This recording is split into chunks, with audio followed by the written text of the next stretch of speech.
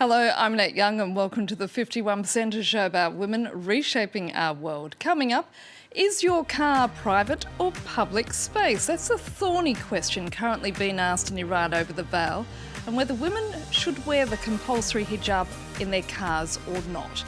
Also, we head to Brazil, where an astonishing 36% of young women under the age of 18 are married, and ask why in 2017 it's still so culturally acceptable. And becoming a hot shot in the ring, how female wrestling is fast becoming a crowd pleaser in the UK.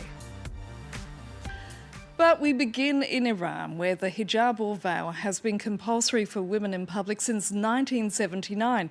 However, a growing number are refusing to comply while driving. The big question is whether a car is indeed a private space where women can dress more freely. Now, according to authorities in the Islamic Republic, that is certainly not the case. Reza Sayar has more. Fariba Abbasi is a makeup artist in Tehran. She does most of her work in the privacy of her own home. And when she goes out in public, she always covers her hair with the hijab. In the Islamic Republic of Iran, that's the law. Ignore the law and you could face fines, even imprisonment. But when inside a car, Abbasi says Iran's hijab law should not apply. I don't think anyone who is without the hijab in a car should be arrested or put in jail. No country should be like that. Abbasi is among many liberal women in Iran who believe the car, just like one's home, is a private space where authorities have no right to intrude. With Tehran's stifling summer temperatures soaring above 40, the debate over hijabs is heating up too. Whether it's their way of cooling off or making a statement, many women drivers can be seen with hijabs only partially covering their hair. Some dare to go without it. Freedom is the best way. When there's freedom, there are fewer problems. Iran's clerical establishment says there is no debate. In his Friday prayer speech, conservative cleric Ayatollah Ali Mohammadi Kermani said the hijab is a pillar of the Islamic Revolution. He urged authorities to reinforce the hijab law, including inside cars. Iran's laws on the hijab inside cars can seem contradictory. One law says cars are private spaces. Iran's constitution says private spaces must be respected. However, 2 years ago, the parliament passed a bill explicitly declaring cars public spaces. Human rights lawyer Mahmoud Qomshal says it's that one law that legally requires women inside cars to wear the hijab. Since it's the most recent law, it has nullified all previous laws and deemed cars public spaces. The security establishment and the judiciary are using this law to treat cars as public spaces. That's why we see security forces inspect cars without a warrant.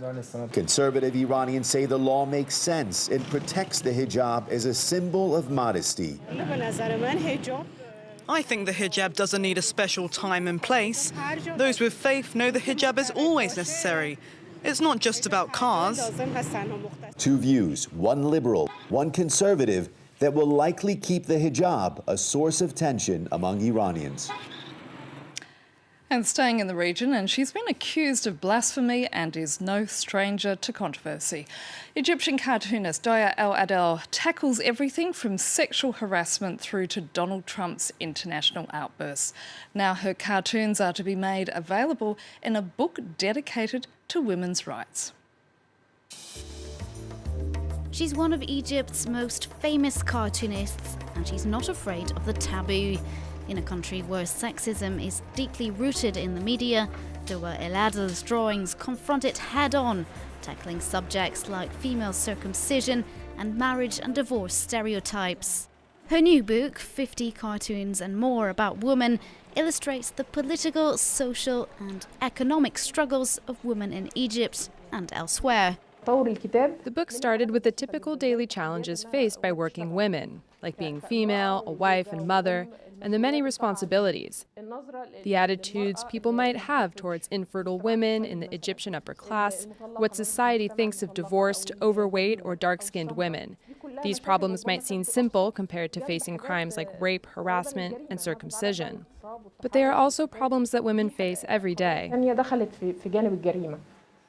El Adel says her focus changes daily, inspired by current affairs and what they reveal about women and their status, from events like International Women's Day to the global refugee crisis.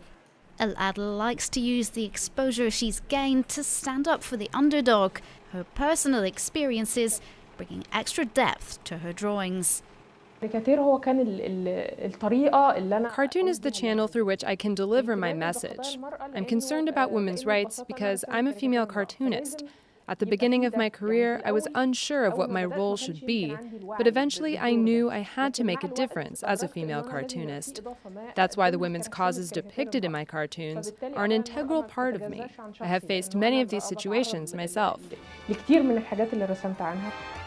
the power of her pen, Doa El Adel brings a much-needed force to be reckoned with in a country where UN research shows over 99% of women have experienced some form of sexual harassment. Now to Brazil, which boasts an alarming yet underreported statistic. That is, 36% of Brazilian girls are married before their 18th birthday. The country has the highest number of child marriages in Latin America and ranks 4th in the world. Now, while global attention focuses on parts of Africa and Southeast Asia, Brazil is markedly absent in those campaigns. Our team on the ground sent through this report on why child marriage in the country is still common. A few kilometres from São Luís in the northeast of Brazil, the Maranhão region is the most poverty-stricken in the country.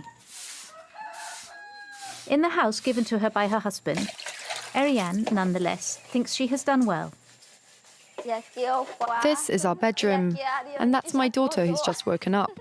She has been a mother for 2 years, and yet has only just turned 18. She already has a long adult life behind her. Oh, I've been living as a couple for a long time. About 5 years, I think.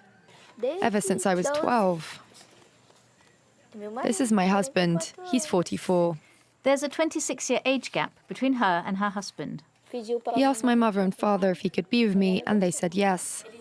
Were they not worried that you were still a child? No, they didn't care. They were only interested in my little sister. At the time, the union was illegal, given that the law forbids marriage for minors under the age of 16. Whether they are official or not, like Ariane, 36% of Brazilian girls enter into a partnership before their 18th birthday. The country has the highest number of child marriages in Latin America. Josiane and her association are the first to have denounced this situation.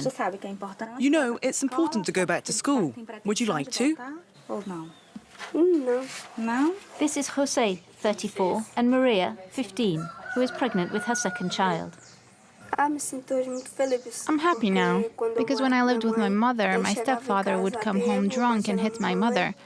And one time, we were making coffee and he took the coffee pot and threw it at my child. Given the lack of social services, getting married or living with an older man is often the only alternative to domestic violence and financial precarity. Partnerships and marriages that are considered voluntary and rarely reported to the authorities. They get away with it simply because the people around them and society let them. It's become normal to everybody, so it's not considered illegal. We need people to know that it is forbidden by law and that these young girls have other options than marriage. To prolong childhood a little longer for these young girls, the association tries to raise awareness of emancipation through sport, education, and the right to choose motherhood or not. I don't want to get married. I want to enjoy my teenage years. Lessons that the association would like to give in state schools throughout the country, in order to encourage as many young girls as possible not to say the famous "I do" too early. And finally, when it comes to martial arts, female divisions still languish at professional levels, but a new trend for women's pro wrestling could be about to change that. The Netflix production Glow follows a group of women who take to the ring in 1980s LA, and the success of the TV series has indeed sparked new interest in the sport. Olivia Salazar Winspear checks out an all-woman event in London. By day, Claire Heaford is a personal trainer. By night, she's Muñeca del Trapo, a Day of the Dead-style heroine who's a force to be reckoned with in the ring. She's just one of the performers at Eve, an all-female wrestling show that's drawing the crowds in London. So when I came across wrestling, it was like this art form that was all about confrontation and like really standing up for yourself. It wasn't a form of communication I'd ever come across before, but I felt like there was something in it that would really help me in my personal life and in business moving forward. These fights are staged, but the risks are very real at the UK's first exclusively female pro wrestling event. This show is all about the women wrestlers, and it really does basically highlight how good women's wrestling can be. The sport's long been popular in the US. Now it's gaining new fans in the UK, thanks to an American import courtesy of Netflix. Lady wrestlers. I get it. Women can do anything men do, blah, blah, blah. You hiring actors to play wrestlers, or are we the wrestlers? Go! Yes. Glow follows a group of female wrestlers in the 1980s, and it inspired actress Kate Nash. Because we filmed Glow last year, and I just have got the wrestling bug after filming it, so I just wanted to come down and check it out and see like the London wrestling scene. It's existed for almost a century, but female wrestling was banned in London until the 1980s. Now the popularity of this self-styled feminist punk rock event suggests it's back with a vengeance. And that's it for now. And if you'd like to comment on what you've just seen, you can head to our Facebook page and tell us what you think. And that, of course, being France24.51%, or do send us a tweet at _51%. Thanks for your feedback so far. And please do keep those comments and suggestions coming in. So until our next show, bye for now.